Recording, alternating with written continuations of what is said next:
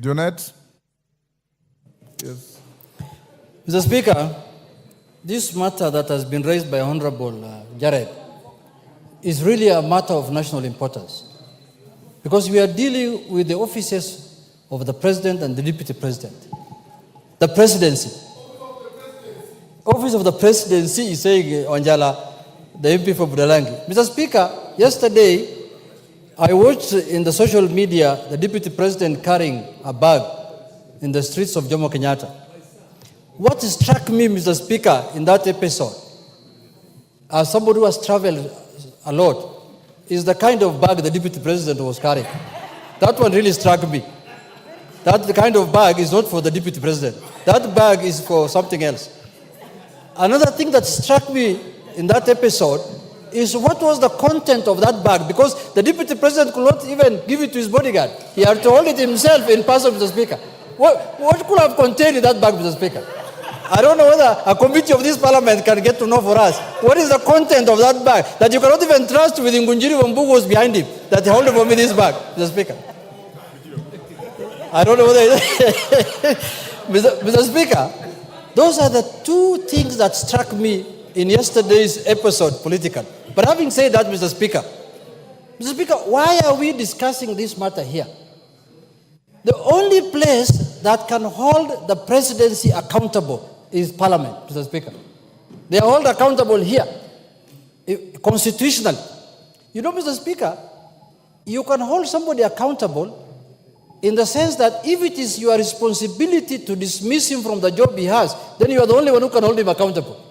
It is a clear provision in the Constitution that this is the house that can remove anybody who occupies those offices, Mr. Speaker, and you are a senior lawyer. Mr. Speaker, if what I am seeing, or this trend I am seeing continues, you know very well, Mr. Speaker, the Constitution says a state officer must bring honor, dignity, and respect to the office he's holding. Mr. Speaker, you cannot demean the office you are holding and you expect to attract dignity and respect. Mr. Speaker, let's call a spade a spade. If you want to politic, that is fine.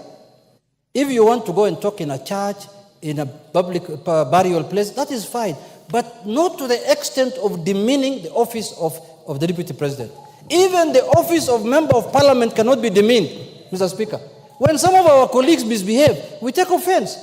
When some of our colleagues here go to burials and behave in a manner that is unbecoming, a manner that a Member of Parliament should not behave, we take offense. We say, no, we talk to them, don't behave that way. As a whip, I guide them in my office. You can't behave like this. I don't know whether the executive has a whip. The whip of the executive now must come in.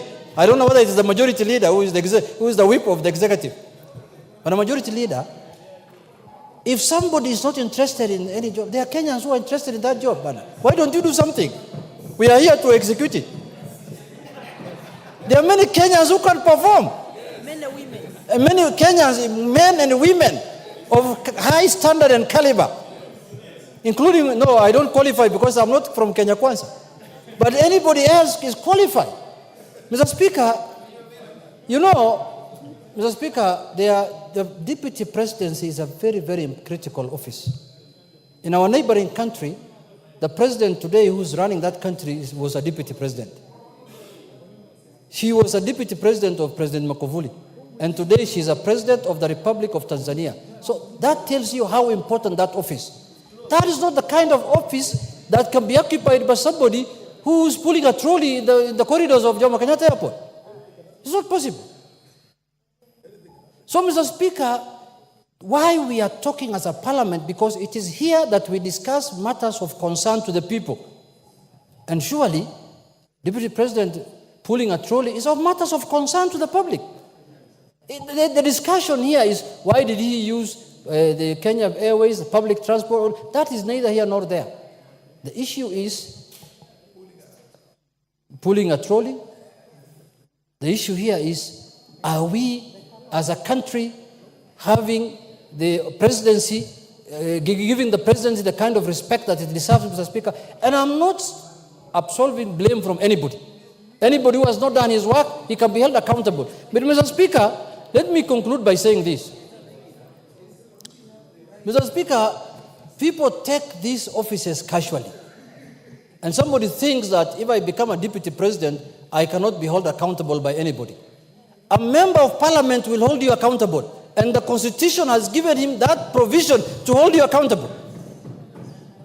Any member of parliament, by the way, it doesn't matter whether you're Kenya Kwanza or Azimio, any member of parliament can hold you accountable for actions and anything that you speak. I don't want to digress because the speaker has told, let's concentrate on the context. But some of the utterances even are wanting. So, Mr. Speaker, personally as a member of parliament, and you know, some of us, we might not have become deputy presidents, or we may not occupy high offices, but now we are senior members of the country because some of those people, we have served more terms of parliament than them. They know that. I have been in this parliament more than those people. They know themselves. I don't want to mention names. I am now serving the third term, and people came here one term and sijui jua ilitoka wapi kabulika hawa sasa hawa ni namna hiyo tu na sisi bado tumebaki tu kama kuku hapa ndani ya town. So, Mr. Speaker, I want to say this, that let us respect the offices we are holding. If you have grievances, deal with your grievances in a manner that befits the office you are holding, and don't bring shame to the country. Don't bring shame to our country. And when you want to divide the country and you want to separate people, nobody will accept that. Nobody will allow that. With those few remarks, Mr. Speaker, I want to say, please, for those people who are very close friends of our friend, please buy him another bag. That bag cannot go on. If next trip, I want to see a better bag. KJ, please. Thank you very much. Majority Leader, you've heard the concerns of members. Wanjala, what is it? I've given the Majority Leader an opportunity to tell the House the concerns of members, and I want to repeat. Sit down, Wanjala. The conduct of the Deputy President of the Republic of Kenya is not under discussion here. The issue raised by Jared Okello was very clear. The office of the Deputy President, the whole of the office, as Junet, I think Junetta summarized it very well. Now we want the leader of government business in the House, the Majority Leader, to assure the House and the country that the dignity of the office of the Deputy President is not at stake, and more importantly, that the Deputy President is provided with resources to discharge his duties and responsibilities in a manner that brings honor and dignity to the office. Majority Leader. Thank you, Honorable Speaker. Honorable Speaker, allow me to, as you have guided, restrict myself to the issues that were raised by the Honorable Jared Okello, without delving much into the issues of whether this was a reality TV show or acting and drama. Honorable Speaker, to confirm to the House and to the country that both the President, the Deputy President, and also the Prime Cabinet Secretary, all Cabinet Secretaries, and indeed, even members of Parliament are well and adequately provided for in terms of budgetary allocations, including budgetary allocations for travel and staffing in all our respective offices. And Honorable Speaker, the Honorable Jared Okello will bear me witness that only last week on Thursday, Honorable Speaker, we did pass the supplementary appropriations bill, and also we are in the process now of finalizing with the appropriations bill of the 2024-2025 financial year. And if any Kenyan looks into the books of accounts of the national government, you will realize that the office of the Deputy President is very well resourced. And indeed, Honorable Speaker, maybe it's good to just put it into perspective because the Honorable Jared Okello has raised the issue. And there are issues that touch on, as you have guided, on the budget of the office of the Deputy President or the presidency, issues that touch on security of the person of the Deputy President and that of the President. And also, Honorable Speaker, what the Honorable Junet has referred to as the honor and dignity that comes with the offices that we all hold, not just the president and deputy president, but even us as members of parliament.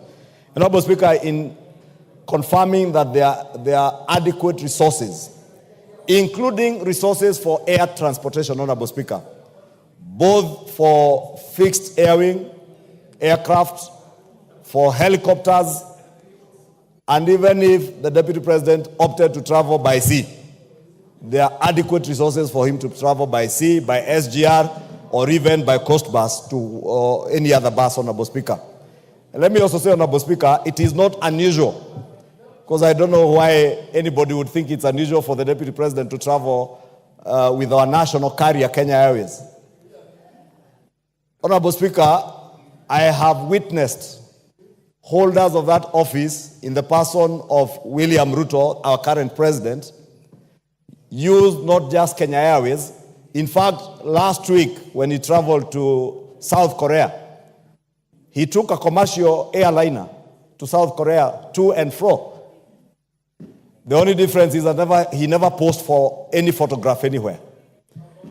I have also witnessed when he was deputy president, William Ruto traveled not just on Kenya Airways, but used jumbo jets to Mombasa, to Eldoret. He has used Skyward and Renegade, and the other, not 540, there's another airline that Air Safari Link to Masai Mara. And therefore, it is not unusual. I think the only unusual thing that happened yesterday, Honorable Speaker, and maybe that may have gotten the attention of the Honorable Jared Okello, was the Deputy President towing a bag, a new bag, brand new bag, as the Honorable Junet says, that could not even fit into the compartments in the aeroplane, towing the bag and posing for a photograph.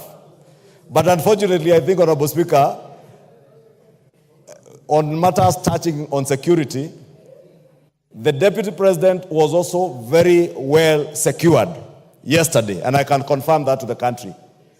He had with him not less than 19 bodyguards, 14 of whom he was to travel with on that aircraft. Therefore, he had no problems with people to carry his bags. Let nobody think that the Deputy President had problems on people to carry his bags. He had not less than 3 photographers to take the photographs, Honorable Speaker. Majority. Yes, Junaid, what's the point of order? Mr. Speaker, I wish to ask the majority leader whether he's correctly saying that a plane that was to carry 60 people, 14 were supposed to be bodyguards of the deputy president in that plane.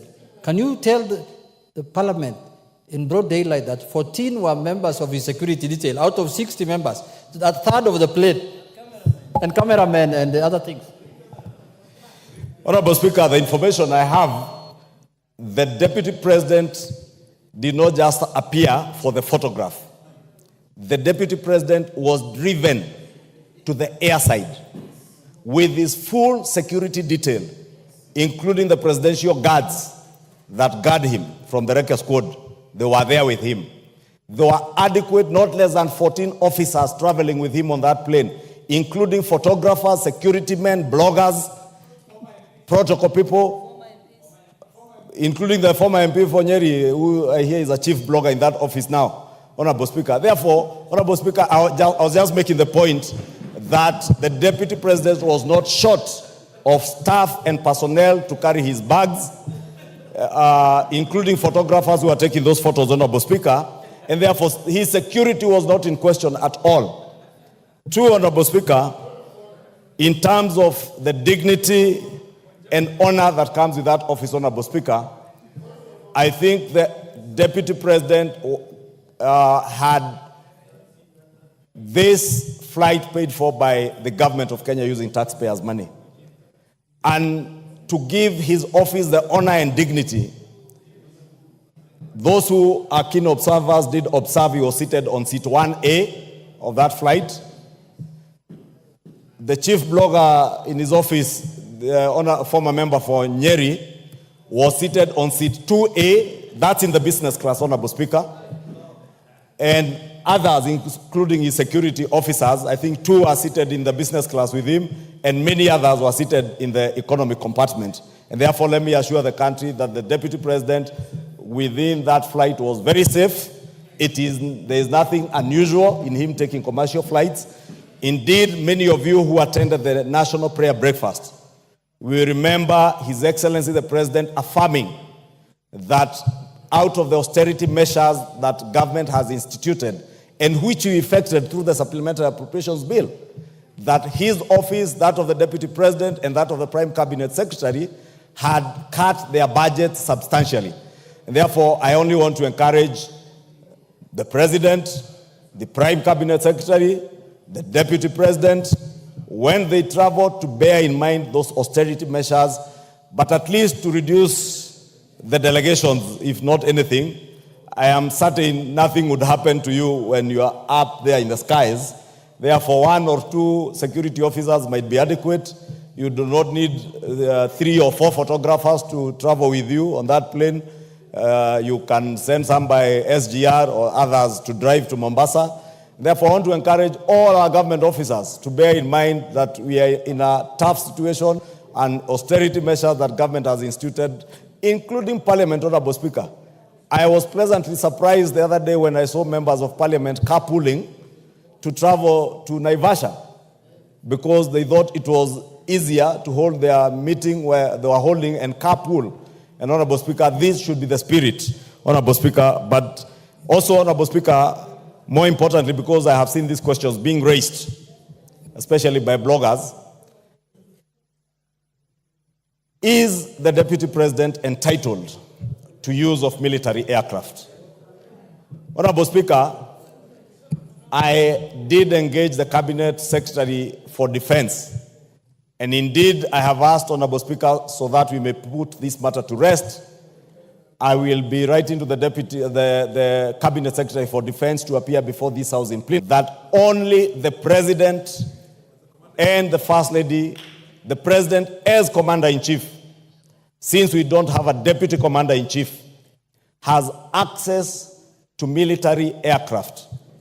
The Deputy President has a police aircraft designated for his use, which currently is under maintenance, and the Cabinet Secretary tells me in the next few weeks they will have finalized with its maintenance, because it is not just a police aircraft that is maintained by government, but whenever the Deputy President is flying that aircraft for his safety and security, bearing in mind the office he holds, is usually flown and operated by Kenya Air Force pilots and servicemen, Honorable Speaker, so that we can assure the Deputy President's safety, assure the country of the Deputy President's safety.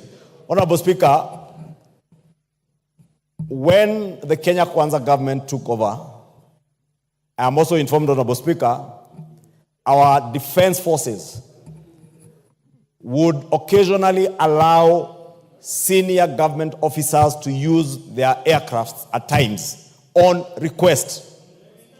And ordinarily, government policy is when any senior government officer like the Deputy President or the Prime Cabinet Secretary intends to use a military aircraft, because these aircraft are designated for operational work by the military, to request for use of a particular aircraft, whether it's a helicopter or a Dash 8 or a fixed-wing aircraft, through the office of the head of public service, Felix Kosgei.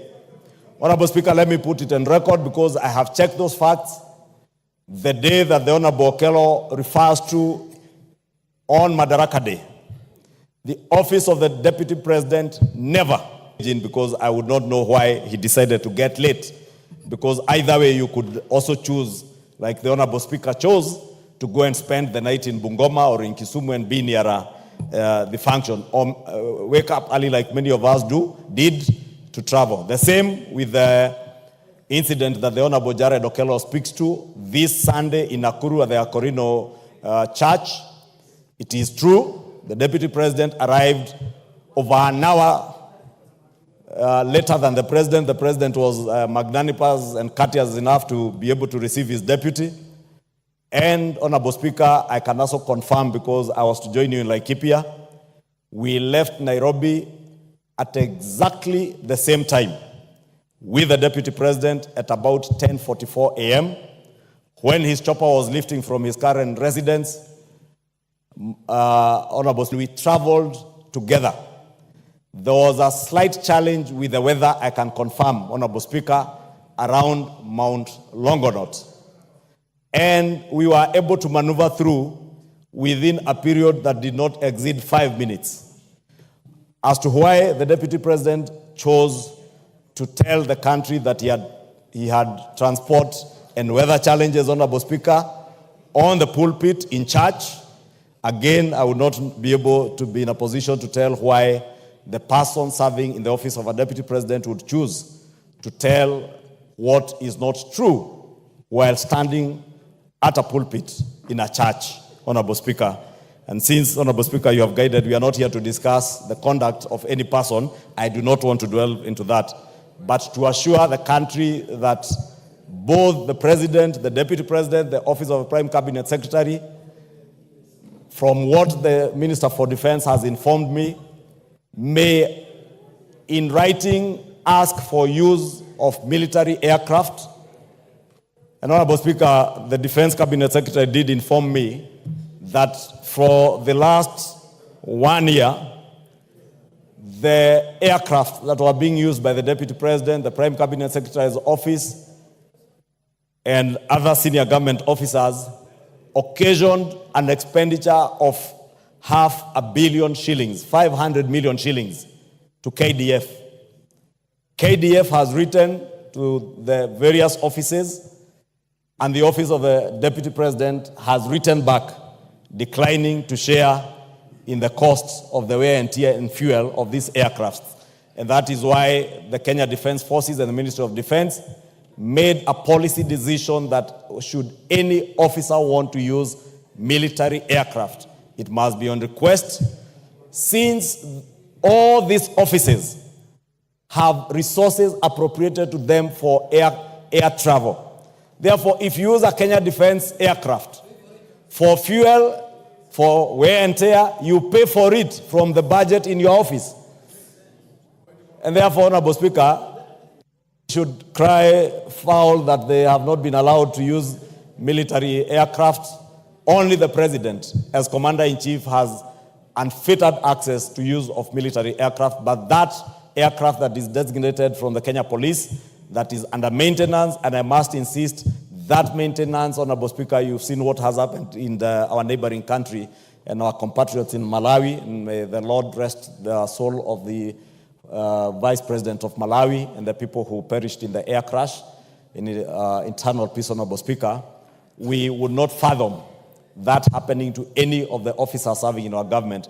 And you remember, Honorable Speaker, I'm also informed many of those aircrafts, including the ones used by the President, were put to a rigorous maintenance program following the unfortunate incident where we lost our Chief of Defense Forces. And therefore, it is only fair that we allow our military and those who take care of these aircraft to service them and avail them for use by senior government officers when they are in good and serviceable condition, Honorable Speaker.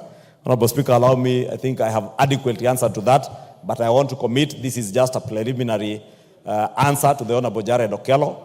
I have since spoken to the Defense Cabinet Secretary and asked him, I'll be writing to him to come and appraise the House as to exactly how senior government officers should move, how secure the aircrafts they are using are, and how often they service them, and any challenges that they may have with those aircrafts, Honorable Speaker. In conclusion, Honorable Speaker, let me speak to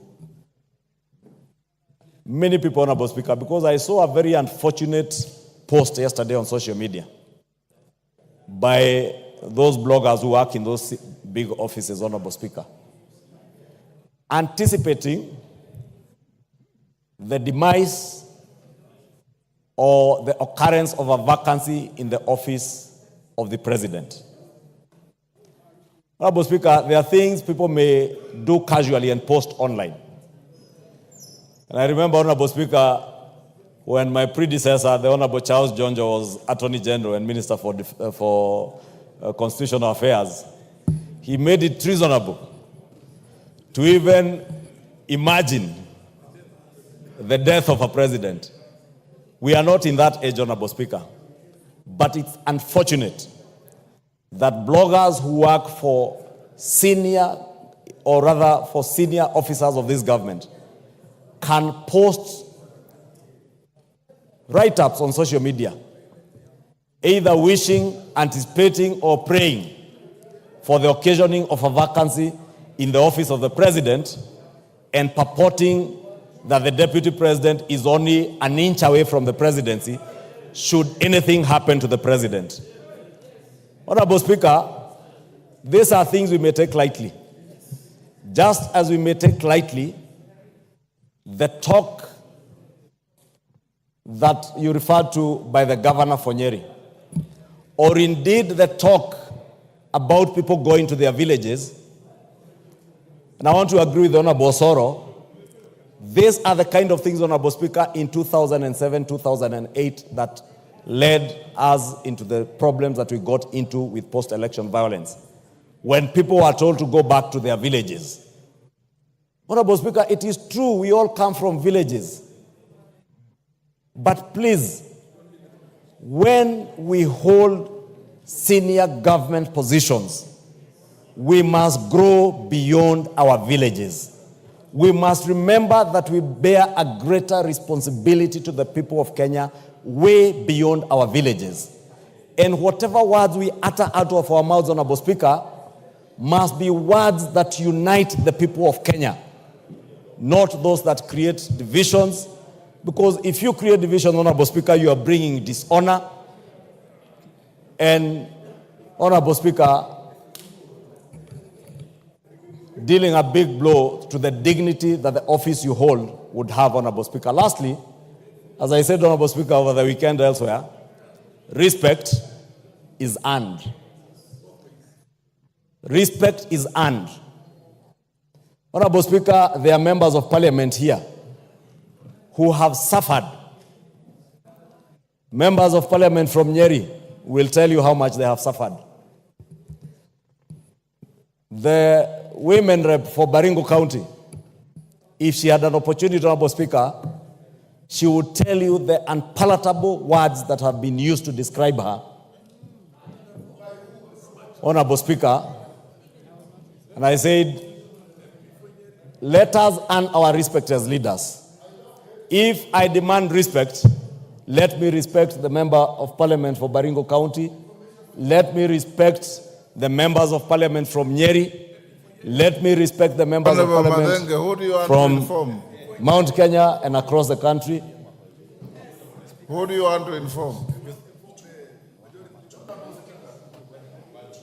Madenge. Yeah? Majority wind up. Thank you, Honorable Speaker. Order, Madenge, take your seat.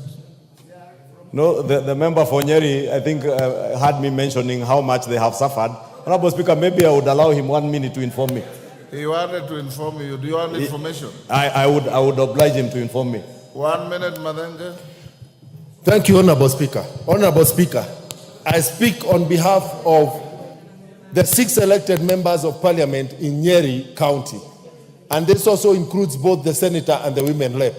We have really suffered intimidation and blackmail.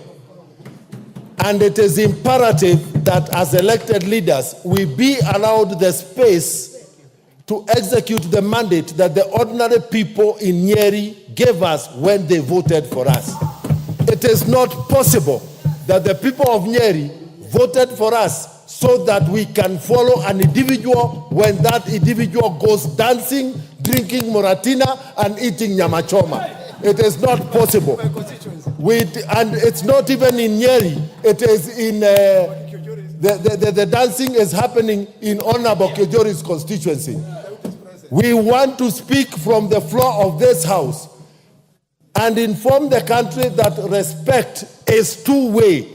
You cannot disrespect us in other constituencies and expect us to maintain the respect that we have accorded you for the last 2 years. Respect is earned. It is not demanded. It is not coerced. You've made it is your not information. Enforced. Thank you, Honorable Speaker. Wind up. Wind up, Majority Thank you, Honorable Speaker. Allow me to end up, Honorable Speaker, by just saying, Honorable Speaker, just was the Honorable DMM has said, that as national leaders, let us earn our respect. Let us not demean other leaders. Let us not coerce. Let us not intimidate other leaders. And more importantly, Honorable Speaker, let us not seek to blackmail anybody, whether it's members of parliament, whether it's government institutions, or any other officer serving in government, Honorable Speaker.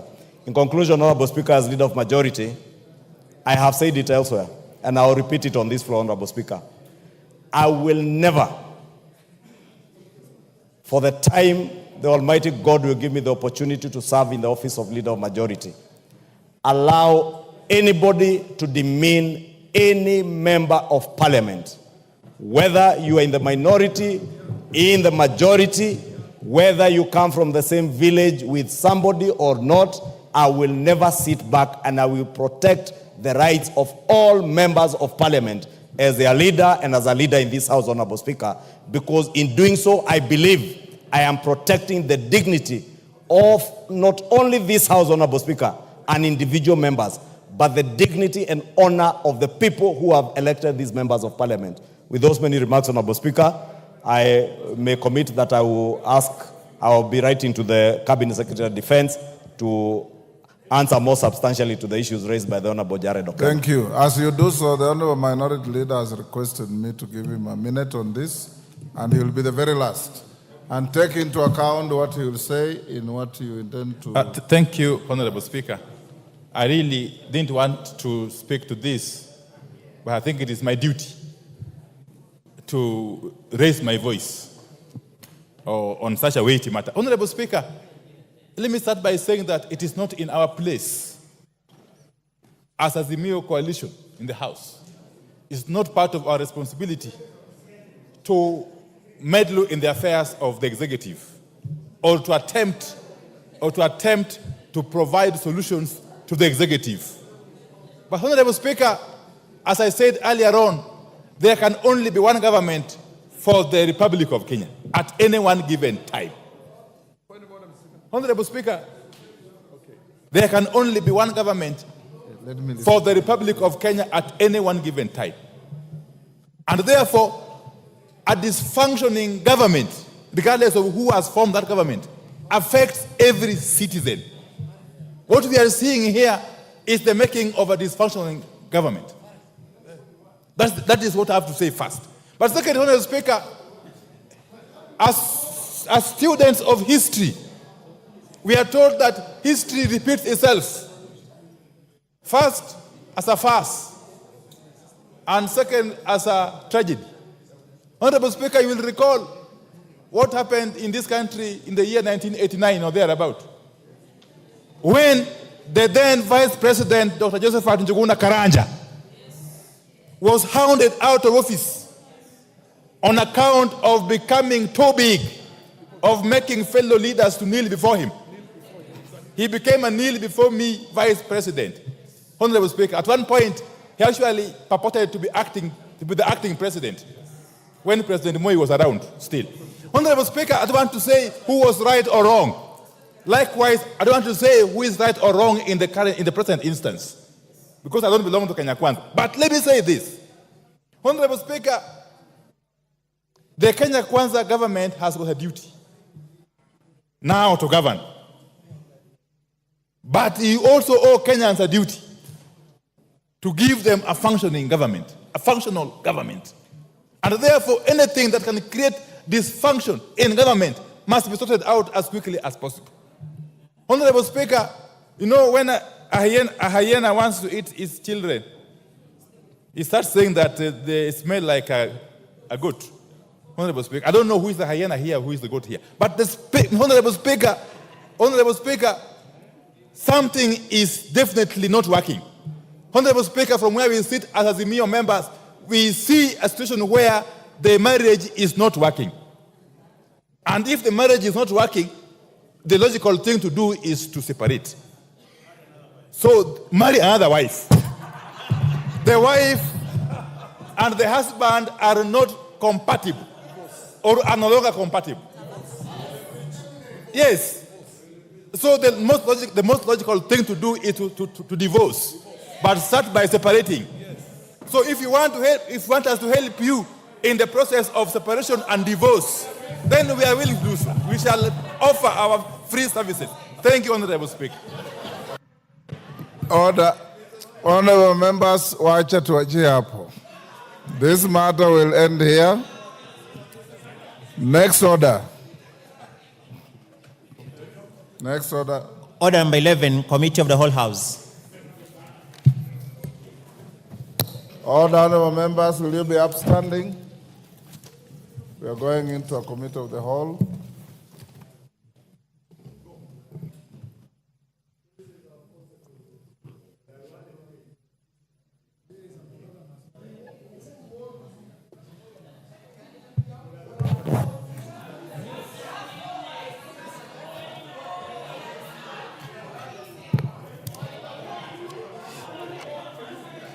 Order. Order, Honorable Undo. They are very happy at...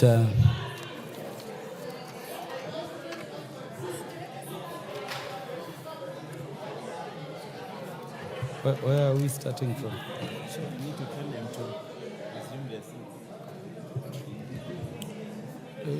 Just let them be. What are we dealing with? Committee.